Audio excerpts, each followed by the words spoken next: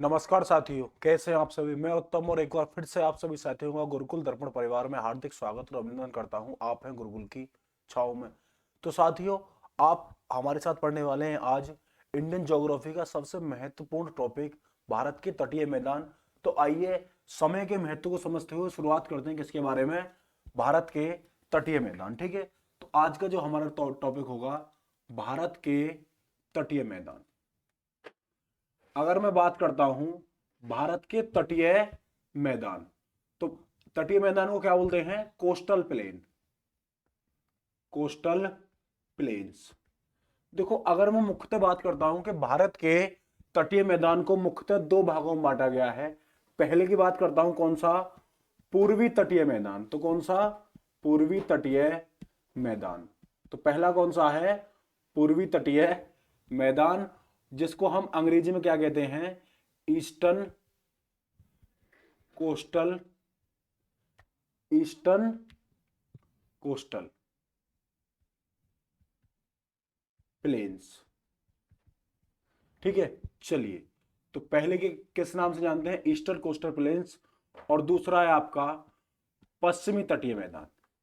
तो पश्चिमी तटीय मैदान, इसको हम जानते हैं किसके नाम से, वेस्टर्न कोस्टल प्लेन्स। तो भारत के जो तटीय मैदान को हमने मुख्यतः दो भागों में डिवाइड किया। सबसे पहला जो भाग है वो कौन सा है आपका, वो है आपका, अगर मैं बात करता हूं तो वो है आपका कौन सा, पूर्वी तटीय मैदान, और दूसरा पार्ट है पश्चिमी तटीय मैदान। ठीक है, आइए मैप के थ्रू इनके बारे में हम चर्चा करते हैं। तो आपको समझ में आ गया होगा कि भारत के तटीय मैदान को पूर्वी तटीय मैदान और पश्चिमी तटीय मैदान के, पश्चिमी तटीय मैदान यानी कि दो भागों में बांटा गया है। चलिए मैप के थ्रू हम चीजों को थोड़ा सा समझने की कोशिश करते हैं। तो ये वाला हिस्सा कौन सा है बच्चों, तो ये वाला हिस्सा है आपका गुजरात वाला। ठीक है, गुजरात से सीधे ये और इस तरीके से। ठीक है, चलिए यहां पर हम थोड़ा सा हम श्रीलंका को भी जोड़ देते हैं। तो ये आ गई आपकी श्रीलंका, है ना। तो ये क्या आ गई आपकी, श्रीलंका आ जाती है। ठीक है, चलिए अगर मैं बात करता हूं, जैसा कि मैंने पिछली क्लास में जब इंट्रोडक्शन ऑफ इंडिया पढ़ा रहा था तो मैंने आपको बताया था कि भारत के तटीय मैदान की लंबाई कितनी है। अगर मैं प्रायद्वीपीय भारत के तटीय मैदान की लंबाई बात करता हूं, तो प्रायद्वीपीय भारत के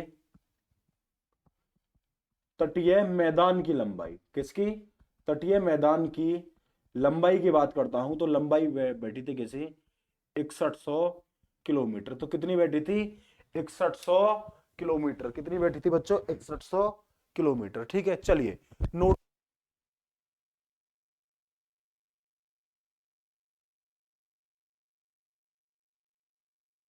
तो आगे हम चर्चा करते हैं, कितनी बैठी थी, 6100 किलोमीटर। अगर भारत के कुल तटीय मैदान की लंबाई है ना, अगर मैं बात करता हूं कुल तटीय मैदान और इसकी जो लंबाई बात करता हूं, तो लंबाई कितनी थी, 7516.6 किलोमीटर। ठीक है, अच्छा, अगर आप इधर देखेंगे तो अगर मैं डायरेक्शन में डिवाइड करता हूं, नॉर्थ साउथ ईस्ट वेस्ट, है ना, और ईस्ट को क्या बोलते हैं, पूर्व। तो ये वाला पार्ट कौन सा हो जाता है, पूर्वी तटीय मैदान। तो ये वाला पार्ट कौन सा है, पूर्वी तटीय मैदान, और ये वाला भाग कौन सा है, पश्चिमी तटीय मैदान, पश्चिमी तटीय मैदान। तो ये कौन सा है, पश्चिमी तटीय मैदान। ठीक है, अच्छा, एक सवाल अक्सर आपको पेपरों में देखने को मिलता है कि पूर्वी तटीय मैदान की अपेक्षा पश्चिमी तटीय मैदान जो है वो सकरा क्यों है, मतलब पतला क्यों है, उसकी चौड़ाई कम क्यों है। तो इसका मतलब आपको पता पड़ा कि जो पूर्वी तटीय मैदान है वो कैसा है, वो चौड़ा है, और जो पश्चिमी तटीय मैदान है वो कैसा है, कम चौड़ा है। ठीक है, अगर मैं इसे थोड़ा सा हाईलाइट करूं, इस तरीके से कर देता हूं, तो ये आपको क्या दिख रही होगी, इस मैदान की चौड़ाई दिख जाती है ना। क्योंकि इसका सेम मुख्य कारण क्या है कि यहां से गंगा निकलती है। ठीक है, गंगा एंट्री करती है यहां से, कौन सी, महानदी, फिर गोदावरी, फिर कृष्णा, और फिर कावेरी, है ना।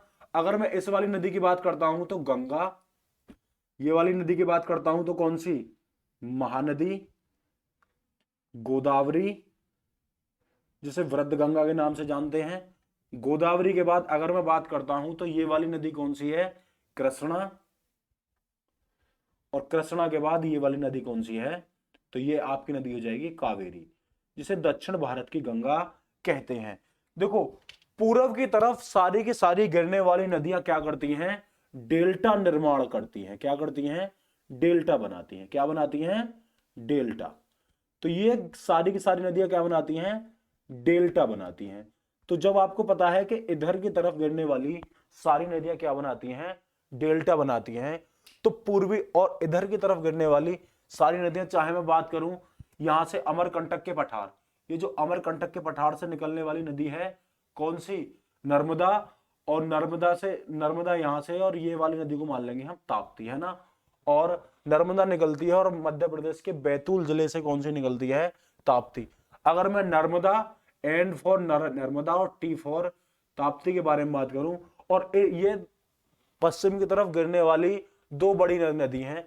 अगर मैं बात करता हूं इन नदियों से थोड़ा सा अलग, तो छोटी छोटी नदियां हैं, और सारी की सारी नदियां क्या बनाती हैं, तो बच्चों सारी की सारी नदियां क्या बनाती हैं, एस्चुरी बनाती है। और एस्चुरी को हिंदी में हम किस नाम से जानते हैं, तो एस्चुरी को हम हिंदी में ज्वार नदमुख के नाम से जानते हैं। तो किसके नाम से, ज्वार नदमुख के नाम से हम एस्चुरी को जानते हैं।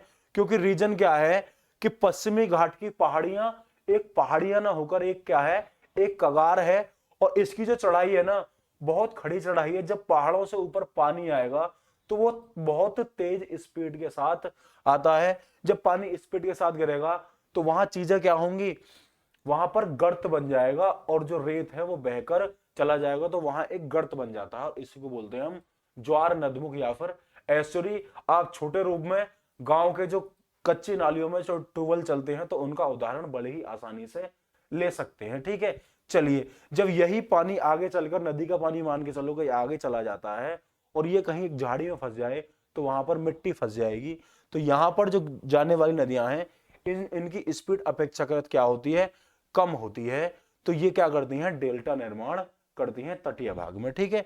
तो चलिए अच्छा, अब डेल्टा निर्माण, तो पूर्वी तटीय मैदान किसके लिए फेमस है, पूर्वी तटीय मैदान किसके लिए फेमस है। तो बच्चों अगर यहां पर बात करूं तो नदियां क्या बनाएंगे, डेल्टा बनाएंगी, और डेल्टाओं में क्या पाई जाती है, जलोढ़ मृदा। मुख्यतः क्या पाई जाती है, जलोढ़ मृदा। अगर बात करूं जलोढ़ मृदा के दो प्रकार होते हैं, एक होती है खादर और एक होती है आपकी बांगर। एक होती है खादर और एक होती है बांगर। तो जो जलोढ़ मृदा के दो प्रकार होते हैं, खादर बांगर। जो नई जलोढ़ मृदा है उसे खादर और पुरानी को बांगर। ये दोनों ही मिट्टी, या फिर एक बात करें इनकी जो जननी है जलोढ़ मृदा, वो कृषि की दृष्टि से अत्यधिक महत्वपूर्ण होती है। तो किसकी दृष्टि से, कृषि की दृष्टि से अत्यधिक महत्वपूर्ण होती है। तो पूर्वी तटीय मैदान किसके लिए फेमस है, कृषि के लिए फेमस है। तो किसके लिए फेमस है, कृषि के लिए फेमस है। जबकि यहां पर गर्त पाए जाते हैं। तो पश्चिमी तटीय मैदान किसके लिए फेमस है, पोताश्रय, पोताश्रय व बंदरगाह के लिए, है ना। पोताश्रय व बंदरगाह के लिए फेमस है ये आपका पश्चिमी तटीय मैदान, है ना। आगे बात करता हूं कि भारत के जो पश्चिमी तटों पर कुछ झीलों की बात कर रहा हूं। पश्चिमी तटों पर एक झील पाई जाती है, कौन सी, महाराष्ट्र में स्थित लोनार झील। भारत की एकमात्र ऐसी झील जो उल्का यानी क्रेटर के टकराने के कारण बनी है। दूसरी बात करता हूं कि भारत की सबसे बड़ी झील कौन सी है, तो भारत की सबसे बड़ी झील है कौन सी, सांबर झील। और अगर सबसे बड़ी मीठे पानी की झील की बात करता हूं तो वूलर झील। अगर मैं इससे परे जाता हूं थोड़ा सा कि भारत की सबसे लंबी झील कौन सी है, तो केरल में पाई जाने वाली वेम्बनाड झील भारत की सबसे लंबी झील है। अगर मैं आगे बात करता हूं, पुलकित लेक पाई जाती है, यानी पुलकित झील। और पुलकित झील एक कैसी है, लेगून झील है। आगे बताएंगे लेगून क्या होता है। तो पुलकित झील कैसी है, लेगून झील है। और लेगून कहां पर पाए जाते हैं, तो ये जो लेगून झील है कौन सी, पुलकित, ये आंध्र प्रदेश तथा तमिलनाडु में पाई जाती है, ठीक है। अच्छा बात करें लेगून की। देखो लेगून का निर्माण तब होता है जब समुद्र से क्या आता है, पानी एक ज्वार के अंतर्गत आ जाता है, और बीच में किसी अवरोध के उत्पन्न के कारण क्या है, खारा पानी और समुद्र के पानी में जो झील, जो गर्त में जो पानी आया है और झील के पानी में एक दीवार बना ली जाती है, तो उसी को हम क्या कहते हैं, लेगून कहते हैं। कि अगर मैं यहां पर आपको उदाहरण के थ्रू समझाऊं कि यहां से क्या आया, पानी आया है ना, और ज्वार की स्पीड क्या हुई, बहुत तेज हुई, और समय समय पर क्या हुआ कि एक परत बना ली, मिट्टी की परत बना ली। तो है तो ये खारा पानी, लेकिन ये स्थल और समुद्र के बीच में यहां पर इसने दीवार बना ली, और ये लेगून झील हो गई। और ये बात हो गई पुलकित, पुलकित झील। अब ये पाई जाती है, डबल एस पी से लिखता हूं मैं आंध्र प्रदेश, और टी एन से लिखता हूं मैं तमिलनाडु। ठीक है, तो पुलकित लेक आंध्र प्रदेश में, तमिलनाडु में। और भारत की जो सबसे बड़ी तटीय झील है वो है आपकी चिल्का झील। ठीक है, वास्तव में झील इतनी बड़ी नहीं है, क्योंकि मैंने बहुत मामूली सी है, लेकिन यहां पर आपको दिखाई दे इसलिए मैंने चीजें बड़ी कर दी हैं। कभी आप लोग कहने लगोगे इतना बड़ा तो तमिलनाडु ही है इस मैप के हिसाब से, तो इतनी बड़ी लेक कैसे कर दी, सिर्फ समझाने की दृष्टि से। ठीक है, आइए जानते हैं अब तक हमने क्या जाना, फिर चलेंगे भारत के तटीय मैदानों के जो नाम दिए गए हैं उनके बारे में, क्योंकि वहां से अक्सर सवाल देखने को मिलता है। ठीक है, अब आपसे सवाल किस तरीके से करके पेपर में समझते हैं। भारत के तटीय मैदानों को कितने भागों में बांटा गया है, तो मुख्य रूप से दो भागों में, ईस्टर्न कोस्टल प्लेन और वेस्टर्न कोस्टल प्लेन, है ना। ठीक है, अगर बात करता हूं मैं इसके बारे में कि प्रायद्वीपीय भारत के जो तटीय मैदान है उसकी लंबाई कितनी है, तो सीधे सीधे 6100 किलोमीटर, कुल की 7516 किलोमीटर। ठीक है, चलो पश्चिमी तटीय मैदान, पूर्वी तटीय मैदान, है ना। इधर गिरने वाली सारी नदी गंगा, महानदी, गोदावरी, कृष्णा, कावेरी डेल्टा बनाती हैं, और डेल्टा निर्माण के कारण मिट्टी कौन सी पाई जाती है, जलोढ़ मृदा। तो कृषि की दृष्टि से अत्यधिक महत्वपूर्ण है ये कौन सा, पूर्वी तटीय मैदान। जबकि पश्चिमी तटीय मैदान पर पाई जाने वाली, पश्चिमी तटीय मैदान पर गिरने वाली जो हमारी क्या है, नदियां हैं, वो एस्चुरी बनाती हैं, क्योंकि एक पहाड़ है जो पहाड़ न होकर कगार है, और वहां पर सीधी चढ़ाई पड़ती है, तो वहां पर क्या होता है, पोताश्रय व बंदरगाहों के लिए उपयुक्त होती है। ठीक है, चलिए बच्चों इतनी चीजों को नोट कीजिए, जल्दी से फटाफट से स्क्रीनशॉट लीजिए, फिर चलते हैं हम आगे की तरफ, क्योंकि अब हम ज्ञात करेंगे तटीय मैदानों के नाम। ठीक है, जो अक्सर आपके पेपरों में आपसे सवाल देखने को मिलता है। ठीक है, चलिए चलते हैं आगे की तरफ।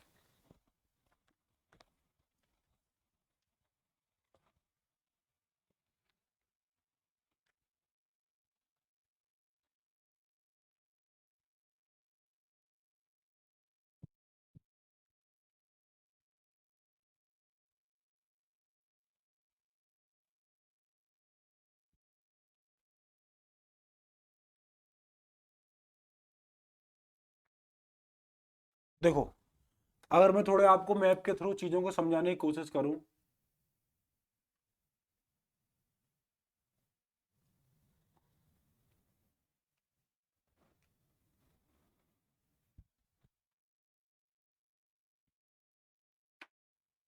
चलिए, है ना। अगर मैं इस वाले पार्ट की बात करूं, ये वाला पार्ट, ठीक है, और मैं साथ के साथ किस वाले पार्ट की बात करता हूं, मैं इस वाले पार्ट की बात करता हूं। ठीक है, चलिए, और साथ में मैं इस वाले पार्ट की बात करता हूं थोड़ा सा, है ना। तो ये है क्या,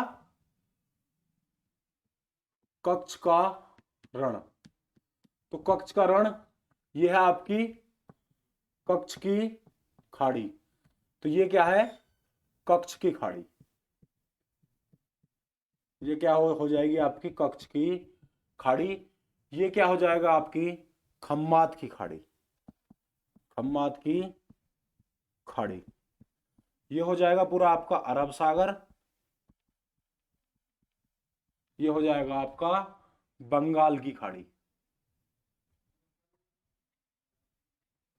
नीचे हो जाएगा पूरा कौन सा, हिंद महासागर। नीचे हो जाएगा आपका हिंद महासागर। ठीक है, चलिए, अब मैं थोड़ा सा इन चीजों को इस तरीके से करता हूं कि गुजरात के पूरा जो तटीय भाग है, गुजरात के तटीय भाग को हम किस नाम से जानते हैं, तो गुजरात का जो तटीय भाग है हम उसे जानते हैं काठियावाड़ का तट। किसके, काठियावाड़ का तट।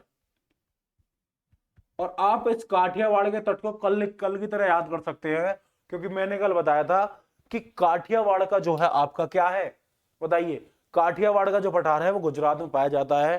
ठीक उसी प्रकार जो काठियावाड़ का तट है वो कहां पर पाया जाता है, वो गुजरात के अंतर्गत पाया जाता है। तो कहां पर? गुजरात के अंतर्गत पाया जाता है। ठीक है, अब गुजरात से चले, गुजरात से लेकर कहां तक?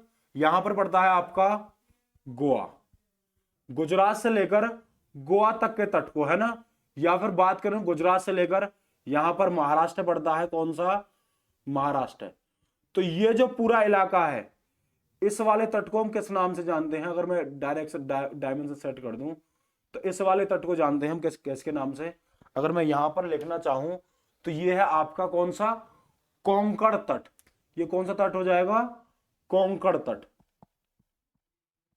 कोंकण तट। तो ये वाला कौन सा हो जाएगा? कोंकण तट। गोवा से लेकर कर्नाटक में एक जगह पड़ती है, कौन सी? न्यू मंगलोर। न्यू मंगलोर, है ना। गोवा से लेकर न्यू मंगलोर तक के तट को किस नाम से जानते हैं? तो इस वाले तट को मैं जानता हूं पूरे किस नाम से? तो ये वाला तट पड़ता है आपका न्यू मंगलोर, और इस वाले तट को मैंने क्या नाम दिया है? पहले से ही नाम है कन्नड़ तट। तो कन्नड़ तट। तो इस वाले तट का नाम क्या है? कन्नड़ तट। कन्नड़ तट, है ना। और न्यू मंगलोर से लेकर यहां तक कन्याकुमारी तक जिस तट का नाम है, उस तट का नाम पड़ता है आपका, नीचे कन्याकुमारी है, और उस तट का नाम है कौन सा? मालाबार तट। मालाबार तट। तो उस तट का नाम क्या है? मालाबार तट। तो उस तट का नाम क्या है? मालाबार तट। अगर यहां पर बात करूं कहां तक? आंध्र प्रदेश तक, है ना, आंध्र प्रदेश के डेल्टाई प्रदेशों तक। आंध्र प्रदेश यहां पर पड़ता है उड़ीसा, और ऊपर वाले में क्या पड़ता है? वेस्ट बंगाल, है ना। यहां से अगर मैं तट की बात करता हूं तो ये जो पूरा तट है, कौन सा? ये वाला। इस तट को मैंने नाम दिया गया है कौन सा? उत्तरी सरकार तट, या फिर उत्कल तट, या फिर कलिंग तट। तो कौन कौन से तट नाम दिए गए हैं आगे चर्चा करेंगे। आंध्र प्रदेश से लेकर तमिलनाडु के तट को, ये वाला जो भाग बचता है, इसको नाम दिया है कोरोमंडल तट। तट, है ना। चलिए, अब वो आगे कहता है आपसे कि उड़ीसा और आंध्र प्रदेश के तट को क्या कहते हैं? उड़ीसा जोड़ेंगे, उड़ीसा से आंध्र प्रदेश तक के तट को आप कह सकते हैं किसके बारे में? उत्तरी सरकार तट, उत्कल तट, या फिर कलिंग तट। आपसे वो इंडिविजुअली पूछता है कि उड़ीसा के तट को क्या कहते हैं, तो आप कह सकते हैं उत्तरी सरकार तट, उत्कल तट, या फिर कलिंग तट। आपसे पूछता है आंध्र प्रदेश या फिर तमिलनाडु के तट को क्या कहते हैं, तो आप कह सकते हैं कोरोमंडल तट। किसके बाद? कौन सा तट? कोरोमंडल तट, है ना। ठीक है, क्योंकि कोरोमंडल तट में ज्यादा हिस्सा किसका लगता है? तमिलनाडु और आंध्र प्रदेश का। जबकि अगर बात करूं उत्तरी सरकार तट में, तो हिस्सा तो लगता है आंध्र प्रदेश का, लेकिन कम लगता है गोदावरी के डेल्टा तक लगता है। गोदावरी से नीचे कौन सा? कोरोमंडल तट। गोदावरी से ऊपर कलिंग तट। ठीक है, चलिए, अगर वो पूछेगा कि न्यू मंगलोर से लेकर कन्याकुमारी तक के तट को मालाबार तट, अगर वो इंडिविजुअली पूछता है कि केरल के तट को किस नाम से जानते हैं, तो आप कह सकते हैं मालाबार तट। आपसे पूछता है गोवा से लेकर न्यू मंगलोर तक के तट को, तो आप कह सकते हैं कन्नड़ तक। और या फिर इंडिविजुअली पूछता है कि कर्नाटक के तट को किस नाम से जानते हैं, तो आप कह सकते हैं कन्नड़ तट। किसके नाम से? कन्नड़ तट। तो आप कन्नड़ तट आराम से कह सकते हैं। और कर्नाटक में कौन सी भाषा बोली जाती है? कन्नड़। अब गोवा या फिर महाराष्ट्र का तट को किस नाम से जानते हैं? कोंकण तट के नाम से जानते हैं। और अगर मैं बात करता हूं कि गुजरात के तट को किस नाम से जानते हैं, तो गुजरात के तट को जानते हैं साथियों काठियावाड़ के तट के नाम से। तो किसके नाम से जानते हैं? काठियावाड़ के तट के नाम से। उम्मीद करता हूं साथियों यहां पर आपके भारत के तटीय मैदानों को मैं आपको बहुत कम शब्दों में समझा पाया हूंगा। अगर कोई भी कह रही थी, आप कमेंट सेक्शन में चीजों को बता सकते हैं, और हम आज ही क्लास को यहीं तक रखते हैं। अगर आपको क्लासेस पसंद आई तो ज्यादा से ज्यादा क्या करेंगे? लोगों तक चीजें पहुंचाएंगे, लाइक करेंगे, शेयर करेंगे, और अधिक से अधिक लोगों से इस चैनल को सब्सक्राइब करवाएंगे और इस चैनल को फैलाएंगे। ठीक है, तो मिलते हैं आपसे अगली क्लास में, तब तक के लिए लेते हैं आपसे विदा। Thank you so much. जय हिंद।